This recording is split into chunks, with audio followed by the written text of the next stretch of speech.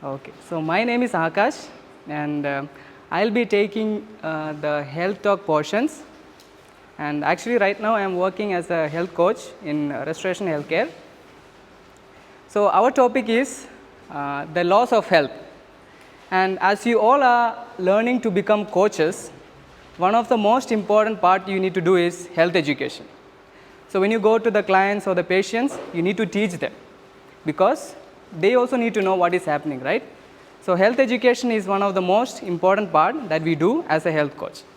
So I'll be taking you through this, and I'll be doing it like I am the coach and you all will be my clients. So I'm going to do it in that way so that you can understand, right? So the first class is the introductory class. In there we will be learning about what is health and what is disease. So the first class is about health and disease. So to go into that topic, I want to tell you a small story. That story took place in the history in the year 1854, and there was a war that took place in the foreign country. And in that war, there were so many soldiers who were injured and wounded, and they were taken to the hospital. And in the hospital, they were admitted and they were taken care. And they began to see that the soldiers were dying more than in the battlefield. 7 times more death was there in the hospital than in the battlefield. And the authorities began to think why they are dying. And they found out that there was cholera and typhoid. And this disease was killing those soldiers. And they appointed one person as a nurse, the head nurse, and she began to take care of the patients, the wounded soldiers. And in the next year, they saw that the death rate was reduced to 40% from 60%. And they saw what was she doing special that reduced the death rate. And they found out that she was cleaning the surroundings, providing them good food like vegetables and fruits, and providing a good environment for the soldiers to recover. So that was the thing that nurse did. Do you know who it was? Sorry? Yeah, it was Florence Nightingale, and she is known for her contributions in nursing fraternity and also in the medical science. So with that in mind, I want to ask you a question. I know most of you might be little tensed when we ask questions, but this is a simple question. It's not the answer should not be right or wrong. It's just the matter of what you know, right? So what do you understand by health? What is health? You can answer. What is health?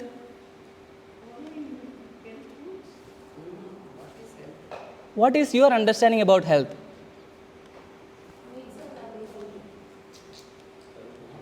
What is health? Health is wealth. Health is wealth. Yes, that's a good caption. Health is wealth. So you can contribute. What is health? It's a comfort. Yeah, it's a state of ease and comfort. Anybody else? Just your brain. What is health? Absence of disease. Yes. Anything else? Because this word health, maybe you might have been learning or hearing from childhood, right? And we know we have departments in government, health department, education department. So what is health?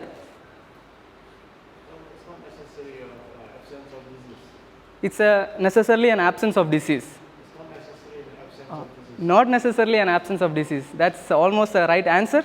Anybody else? Even I had this doubt when I was thinking about what is health. So we got different opinions and answers. So we'll just see what is one of the most closest definition. So the World Health Organization, the WHO, says health is a state of complete physical, mental, social well-being, and not merely the absence of disease or infirmity. But for us as Christians, we can add one more component. Can you tell me which one we can add into this? Spiritual. Yes, that's rightly said. So health is a state of complete physical, mental, social, and also spiritual well-being, and not merely the absence of disease. As brother said, brother, what's your name? James. Yes, as brother James said, it is not only the absence of disease, but also the harmony and the balance of all the 4 components of a human being. So as you all know, human beings are divided into actually 3, the physical, mental, and spiritual, and the social also. So, can you give me an example of health without the absence of disease? So, there might be people who may not have any disease, but they are not healthy. Can you give me some examples? For example, some example. Necessarily, we don't need to have any disease like diabetes or hypertension, but you are not healthy. Can you give me some example? Mental illness. Yes, mental illness, depression, fatigue. You don't have any disease, but you are not healthy. You are not energetic, right? So, this is one of the closest definition that we can see about health, and that's from WHO. So, another question: is health a choice or a chance? It's a intelligent choice. It's a choice. It's day by day, moment by moment choice. So, health is definitely a choice. So, when we are born, we are born with a vital force. We all believe that God created us, right? And when God created us in the mud, He gave us some force, vital force. And as we grow up, we are supposed to build it, the vital force. And the vital force is also used to fight diseases, any difficulties, any stress, or any other diseases. And when we are born with what is it called? Vital force. So, as we grow up, because of our lifestyle, we might either build it or we might destroy it. So, you might be thinking, no, after 40 years, we are doomed to become diabetic or blood pressure, right? That's a common thought about the public. They think after 40, 50, automatically all the diseases come. But that's not true, because when we are young, what happens is this vital force helps us to fight. See, almost all of us, we are young people. When we are young, even though we abuse, even though we disobey, our body has this vital force to fight against any abuse that we do to our body. So that's the reason why we may not get sick while we are young. But after 40 years, our body has been tired of fighting different abuse, different disobedience to the laws of health, and the body slowly becomes weak, and we fall into diseases. Our body cannot fight the diseases. So that's one of the reasons that God gave vital force, and as we obey the laws of health, we can prolong the use of vital force. So I hope you understood what is vital force that is given by God. It is for us to fight the diseases. Okay. So our health is preserved by the laws of health. You all might have heard traffic rules or traffic laws. Then we have laws in the school, we have laws in the family. Then where else do we have laws? We have laws in the government we have laws. But have you heard about laws of health? It's a strange term, right? Laws of health. Actually, we are supposed to learn this when we are in school, but unfortunately, our educational system is not right. So I'm not telling everything, but they should have included this, the laws of health. So what are the laws of health? We will be checking in the next few slides. So definitely our health is a choice, not a chance. It doesn't come by chance. It's definitely a choice. So we want to know, how can we choose our health? If you don't know what is right and what is wrong, how do we choose? We cannot choose, right? So we need to know what is right and wrong so we can choose. For that, I have taken a small example, a story from the Bible. We can share it with our clients, actually, this one, because this is neutral. I hope you all know this story by looking at the picture. This is the story of the builders in the Bible. Do you know where it is found in the Bible? Matthew? Yeah. Yes. So this story is about the two builders. There were two builders, they built their house. One built on the rock and the other built on the sand. And what happened? After some time, suddenly the rain came, the storm came, the winds came. What happened to the buildings? The one building which was on the rock, it stood still, and the other which was on the sand, it was carried away and it was destroyed.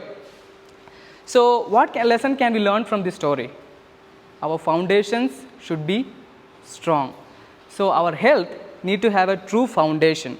That foundation is the laws of health. Those are the laws of health or the principles of health. So, if without knowing what is right and what is wrong, we may be building in wrong foundations. That man who built the house in the sand, he didn't have a true foundation. He didn't know what is right and how to build. He didn't know the basic principle. So, he built, okay, let me build, and he built it with the best materials possible. But what happened? When the trial came, it was destroyed. So, that's why we can look outside very, very healthy and very without any disease, but if we are not building on the right laws of health or the principles, we might fall sick later in the future. And also, some people, they say health means you need to look little chubby, not like me, I am little thin. We need to look little fat, little more. That's the concept that people have in their mind. You need to look little plump and fat, right?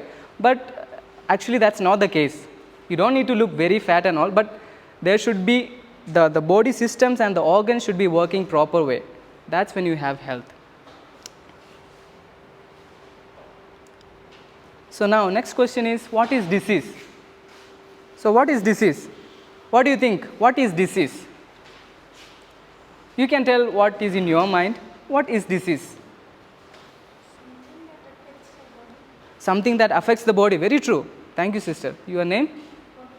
Pavitra. Okay. Anybody else? What is disease? How many of you got diseased? Everybody, right? I don't think nobody has ever got no disease. Everybody got disease, right? You have one? No, I have no disease. Oh, you have no disease. Okay. That's good, auntie. That's good. Yes. So everybody have gone through one or the other kind of disease, right? So how do you feel when you are deceased? You feel weak, then? Mentally affected, then? Financially it affects. Anything else? We cannot focus on our job. We cannot focus on job. Lot of, yeah, some disease, a lot of pain, yes. What else? Unhappy always. Can you pray when you are deceased? Have you tried praying while you are on the sick bed? No, as Mr. Vikram said, you cannot pray. Like in your mind also it affects, right? Anything else? When you are deceased, what do you feel? Brother? You want somebody to be near you to take care of you, right? Yes. So disease is actually affecting all our other faculties. So that's disease, not only just body.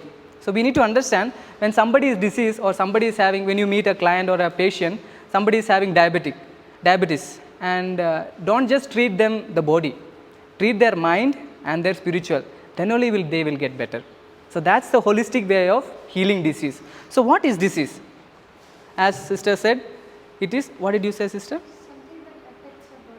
Something that affects the body. So let me add with you something that affects our body, mind, and also, as we said, the spiritual and also the social. So basically, here is the definition.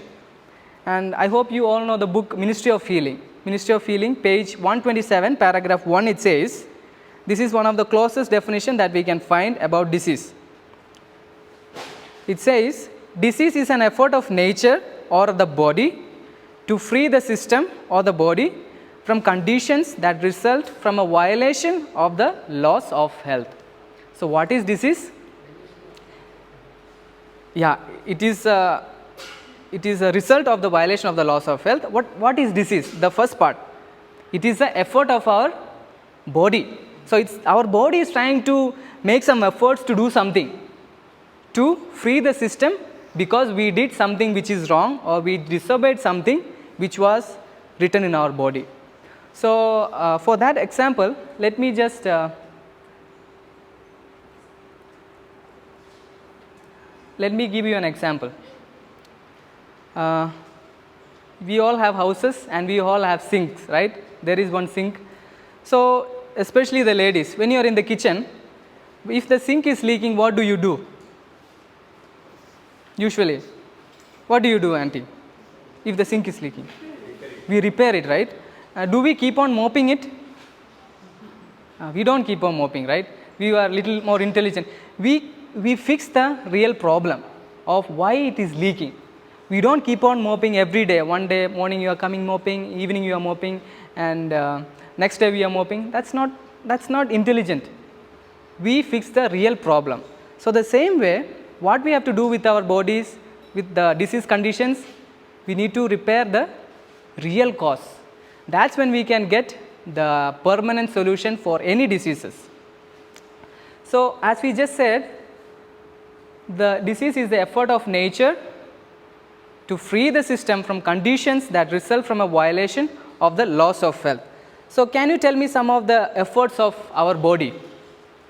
Efforts of our body. You all have become diseased. Can you just tell me some of the symptoms or the efforts? The symptoms are the efforts of our body. Can you tell me some of the Pain. the pain, sneezing, cough. Anybody else? Everybody became diseased, right? So you can tell. What are some of the symptoms? Sorry?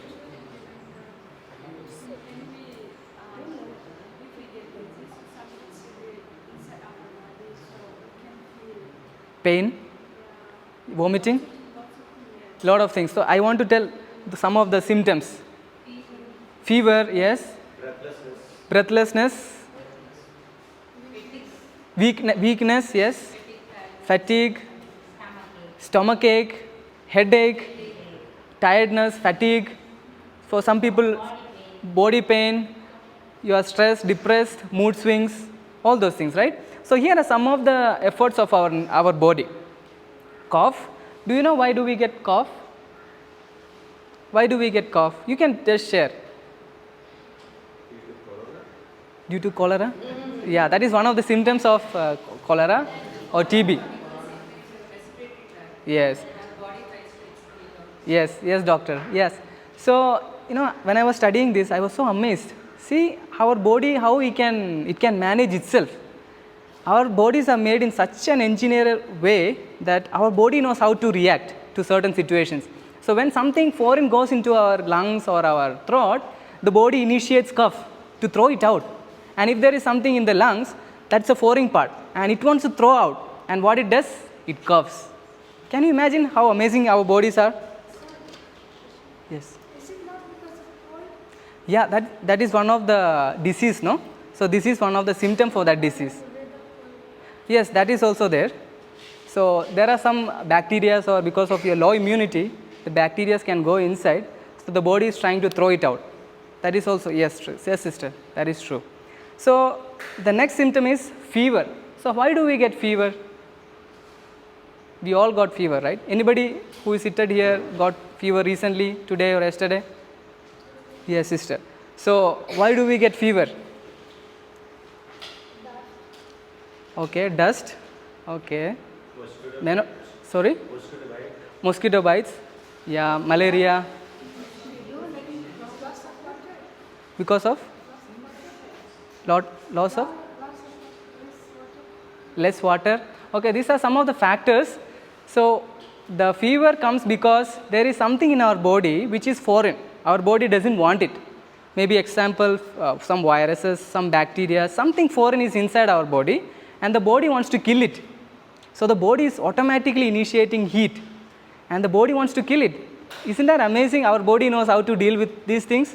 So the body is trying to kill those viruses and bacteria so that these will be killed and it will be eradicated from the body. So that's why we get fevers, and there are a lot of other factors to it. So the next one is headache. Do you know why we get headaches?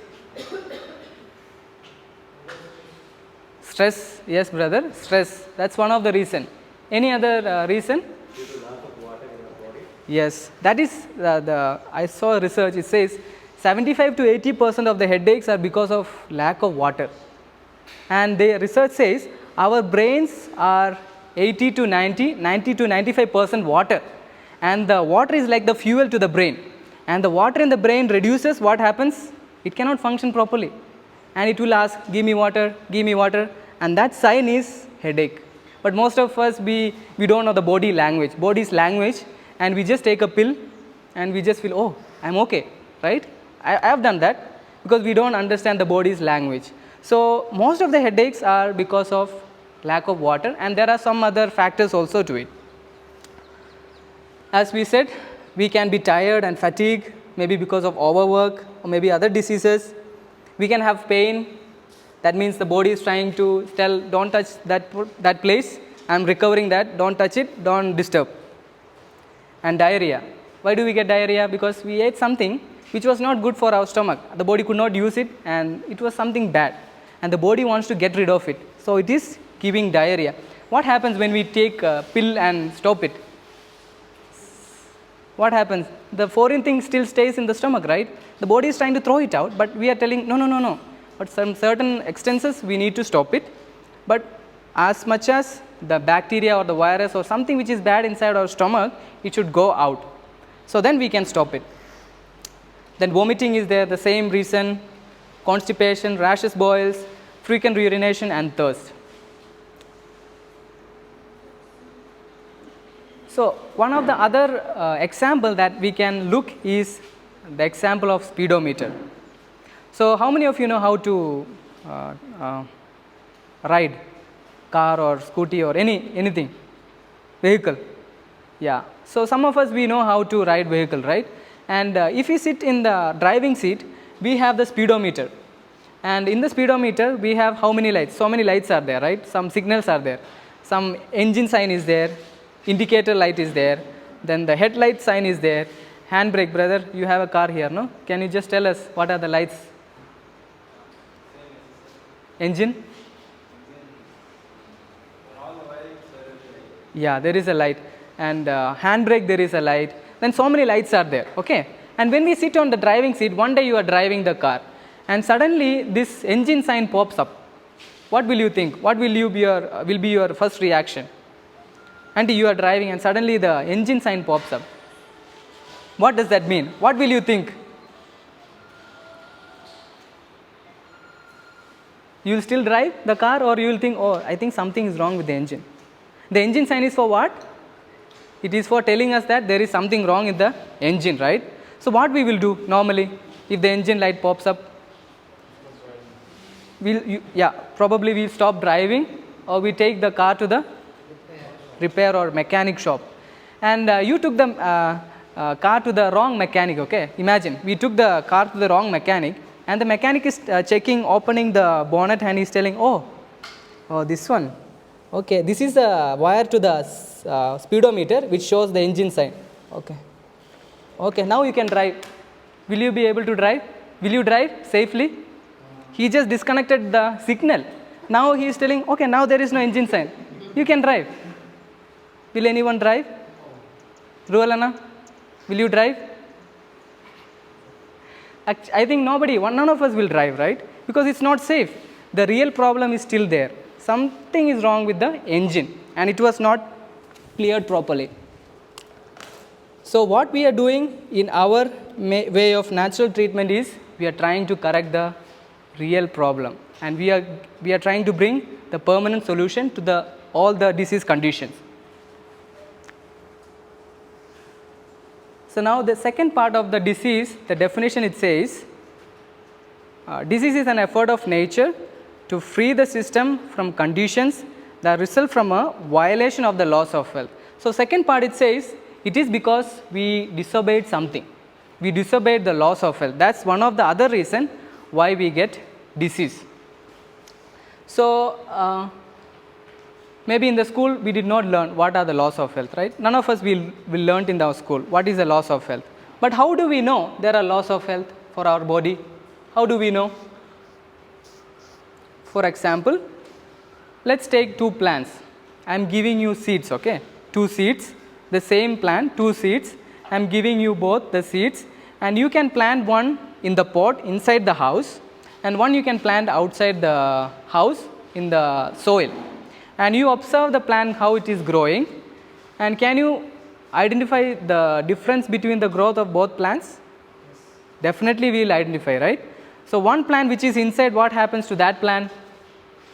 That plant, how does it grow? It doesn't grow flourishly. It's not so flourished. It is little malnourished. See, the first plant, it doesn't have much branches or much leaves, and which was inside. And look at the second plant. It has so many leaves and it has a little more branches. Can you tell me why this happens to the plant? Why it happened to the plant? Why it happened? Why the plant was different both?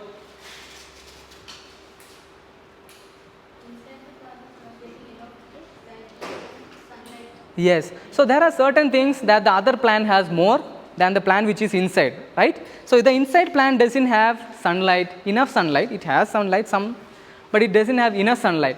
And the inside plant doesn't have enough soil to draw the nutrients, only the soil which is in the pot. And the inside plant doesn't have enough air, fresh air. So you can identify, okay, if the plant has good soil, enough soil, nutrient rich soil, it grows faster. It is much better. And if the plant has enough sunlight, it grows much better. And if the plant has good environment, it grows better. So from those things we can conclude that the plant which is outside needs good soil, good nutrition, good sunlight, and good air and environment. So like that we can identify the laws of the plants. So the same way we can identify the laws of our body. We have been living for 6,000 years, and because of the research and the studies conducted, we came to a conclusion that our body also has laws. It's not written and given in the Bible or in the government, by the government, but because of the experience and time, we came to a conclusion that our body also has the laws to govern it. So we saw that the disease is because of the violation of the laws of health. So this is another quote. It says, disease never comes without a cause. For every disease there is a cause. There is no disease without any cause. For everything that happens to us, it also has a cause. And it says, the way is prepared and disease is invited by disregarding the laws of health. So you all might have gone through this, right? What are the laws of health? Can anybody tell? The laws of health? Sorry? Good sleep, yes. Nutritious food, yes. Balanced diet, yes.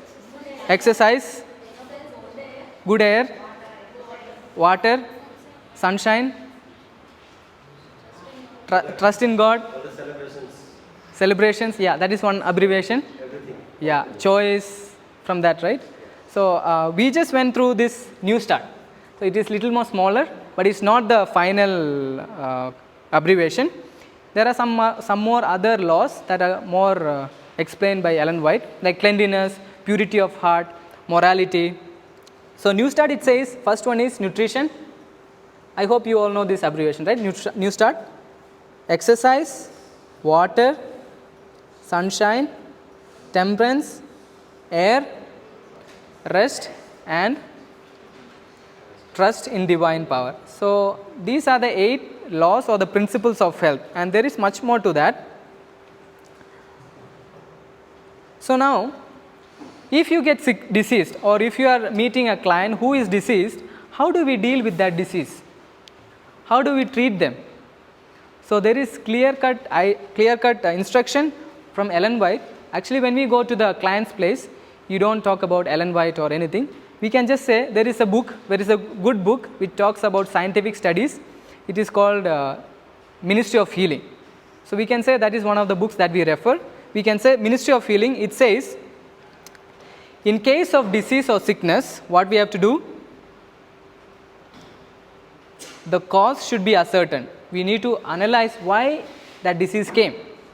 Then unhealthful condition should be changed. That's the second step. Third step is wrong habits corrected. And the fourth step is then the nature is to be assisted, or we need to give the treatments or the natural remedies. So these are the 4 steps. First step is the real cause should be ascertained. We need to understand the cause of the disease. Second one is unhealthful conditions. Maybe in his lifestyle he might have some things that he is doing which is not right. Then the condition should be corrected. And then the last one is to use the remedies or the treatment methods. But most of the time what happens is, when we get disease, what we do? We just jump to the 4th step. We don't go through the 1, 2, 3. We don't change any of our habits. We don't correct any of the habits that led to that disease. But we want the cure. But we are not willing to follow the 3 steps.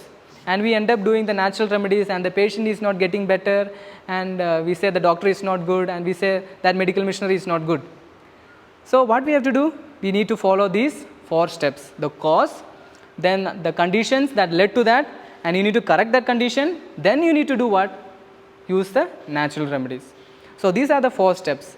And in the other medical world also, we just what do we do? When we get a headache, we go to the medical store and we get a pill. And we don't know why we got the headache, we don't know what habits led to that, and at the end we take the pill, and for some time we get the cure, and later it comes again. So these are the steps for dealing with any disease. Now you might be having a question, what about drugs? What about medicines? Most of us, we all might have taken drugs, right? We all take sometimes. When we were young, we didn't know, or even till now. So what about drugs? Can we use drugs for cure? What is your opinion? It's actually a very controversial subject, but I just want to know about your ideas. Yeah, Auntie, you can. Anybody else? Can we take drugs? Is it? Yeah, we can. When there is. Sorry. Yeah, when there is no other way and life is at stake, and if you don't do what you know to be right, and if the patient will die or something, for emergency situations we need to take. And for us also in our center, what we do is, there are patients who come with diabetes and their sugar is too high, and in 1 or 2 days by going with the natural remedies, it may not come down. So what we do is, we just first put them for the drugs, the most less side effect. We put them for the less side effect drugs and bring the sugar little down, then we take them off the drugs and give them the natural remedies. If he continues in that state with that great sugar and we are trying to do the natural remedies, that patient will get worse. They need to be a little control, then we can gradually bring them down.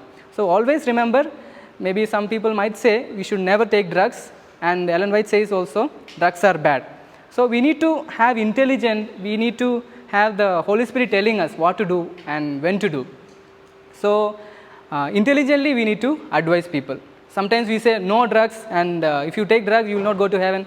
I think that is a little bit extreme. So we should be intelligent in using it.